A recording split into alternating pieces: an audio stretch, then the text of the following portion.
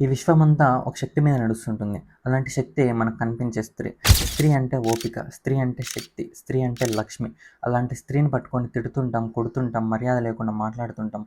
మానభంగాలు, రేపులు. స్త్రీ అనగానే మనందరికి గుర్తొచ్చేది అమ్మ, అక్క, చెల్లి. బట్ ఎక్కడో మనం భార్యని చిన్న చూపు చూస్తుంటాం.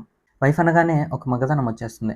చాలామంది భార్యల మీద ఆధిపత్యం చెలాయించాలని చూస్తారు. నువ్వు నన్ను పెళ్లి చేసుకున్నావు కాబట్టి నేను ఏం చేసినా, నేను తిట్టినా, కొట్టినా ఒక మూల ఉండాలి అని.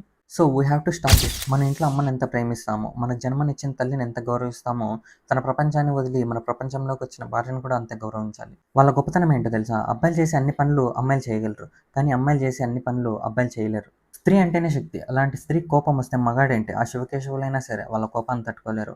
ఒక మాటలో చెప్పాలంటే మన ప్రేమ అనేది ఎలా ఉండాలంటే, కాళ్ళు పట్టించుకునేంత పంతం రాధకి లేకపోయినా కాళ్ళు పట్టుకొని బ్రతిమలాడేంత ప్రేమ కృష్ణుడికి ఉందంట. అలా ఉండాలి. వాళ్ళతో మనకు పోటీ ఏంటి, జస్ట్ అలా లొంగిపోవాలంతే. మన కుటుంబమే తన కుటుంబం అంటూ, భర్త క్షేమమే భార్య కోరుకుంటూ, మనమే సర్వస్వంగా అనుకునే ప్రతి స్త్రీకి ఈ వీడియో అంకితం. Happy women's day.